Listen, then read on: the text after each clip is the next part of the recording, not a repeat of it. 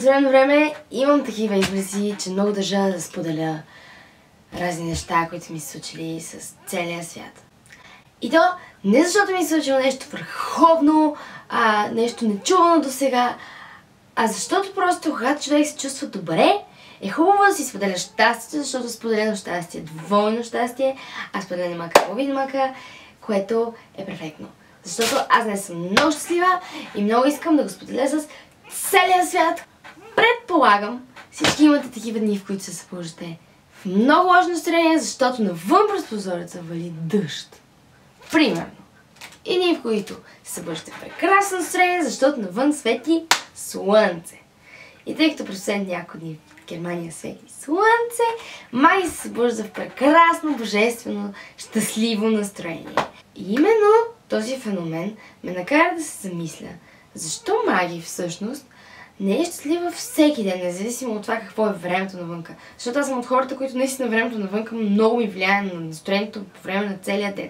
Защото ако е гадно времето, си казвам, захлупено ми е днеска, не ми се ходи никъде, нищо ми се прави. Днес си казах, реално всеки ден аз лично имам избора да избера в какво настроение да се събудя. И дори да се събудя в някакво мудно настроение, аз съм тая, която трябва да стане, да се раздвижи, да пие едно кафе, да се усмихне на себе си, да каже, днес ще е супер готин ден. И така да ми продължи цялото ежедневие. Само че аз не го правя. И днес, както размишлявах със себе си и се потупвах по работа, че съм свършила добра работа по отношение на настроението си, по едно време си казах, дай да си помисля какво всъщност в лошите дни трябва да си мисля и за какво трябва да се сещам, че дните ми да станат готини. Защото само в готините дни реално съм продуктивна. Yes. Та ето ги, няколко прости правила, които даже не са правила, аз всъщност по-скоро лично за мен съм установила, че са неща, които ако направиш или ако ги осъзнаеш правилно, просто денят ти преминава по абсолютно различен начин. 3 са моите правила. Това всъщност е 6-8.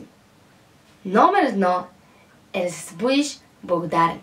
Отваряш очите и си казваш, благодаря ти Господи, или който си ти там горе, whatever. Благодаря, че съм жив, съм се събудил, жив и здрав. Благодаря, че ми тече чешма от водата. Вода от чешмата, разбрахме се. Чиста, питейна, перфектно. Благодаря ти, че когато изляза днес на улицата да отида до университета или до където и другата да отида, има минимален шанс да бъда застреляна. Че не живея в Америка, където се стрелят по училищата, и не живея в Близкия изток, където не мога да излезеш на улицата така спокойно. Така че нека сме благодарни като начало за най-простите неща, които приемаме за даденост и въобще сме спряли да им обръщаме внимание. Както най-елементарното нещо, когато се събудиш с запушен нос, си казваш, Господи, колко ми липсва да дишам реално през носа си. Така че се събуждате и сещате за абсолютно всеки детайл и скажи, благодаря, че те имам те днес. Темата за благодарността естествено включва и любимите хора. Така че един прекрасен съвет от мен е, обадете им се на всичките и им кажете, че много ги обичате днес. Започнете с мама, тате, баба и дядо. Всичките много се радват, ако случайно сетите за тях и им кажете, че ги обичате днес. Ако все още живеете вкъщи с тях, просто доneси една цветница на мама, като се връщаш от училище или откъдето се връщаш и гледай блясъка в очите. Трябва да се радваме на факта, че имаме информация-водопад в днешно време. Цъкаш компютъра, разбираш какво се случило на края на света, точно в тази минута, лайф нюз, времето, филми, каквото ти трябва информация, лудница. Бъдете благодарни, че имате информация за всичко, което ви трябва на един клик разстояние. Това е богатство. Богатство са мама и тате, богатство е всичко около тебе, което се случва, богатство е всичко, което притежаваш, богатство е информацията. Втората стъпка 4-6. Втората стъпка от моите съвети за това как днес да си направим денят по-усмихнат е да се смихваме самите ние. Излез на улицата и се усмихвай на всеки, който подминаваш. Това е просто размяна на позитивна енергия.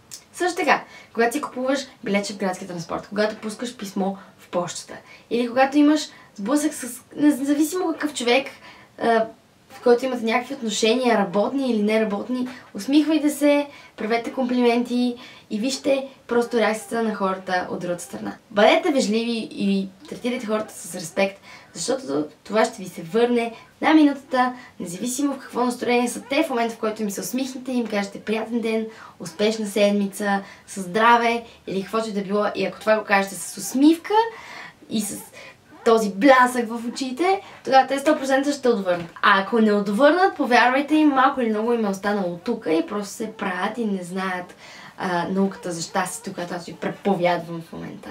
Проповядвам, преподавам. Good. Последното нещо, което важи лично за мен на 100 000%, е човек като стане да се поглези малко преди да започне с абсолютно всичко. Малко шоколадче, лакираме си ногтите, правим се хубава, излизаме тогава. Просто тези неща тунинговат целият ти ден, не тунинговат не само тебе. За момчетата не мога да дам нормален съвет, защото не знам с тях какво се случва, но да кажем, че и те ще се съгласят с нателата. Това е, което исках да споделя и е супер странно, защото реално аз не съм в толкова добро настроение, че искам всички да знаят, искам всички да са толкова щастливи, колкото съм аз щастлива. Та така, споделих с вас моето огромно щастие от днес. И целта на това видео е реално не само за да ви кажа на вас, за да се чувствате вие добре, но и за да си напомням аз сама на себе си в люти, гадни, мокри, студени, зимни дни, които предстоят, че сутрин рано, когато стане и погледна през прозореца, трябва да се усмихне и да си кажа: всъщност ще дойде лятото и всъщност аз за тогава трябва да съм усмихната, защото само в този начин ще сея успехи навсякъде и ще съм мотивирана, ще съм последователна, организирана и така нататък, точно така както бях днес. И много се радвам, че излязох от тази глупава дупка преди рождения ден, в която не можех да свърша нищо. The power be with Mia Samphia. Това е чао. Mia Samphia!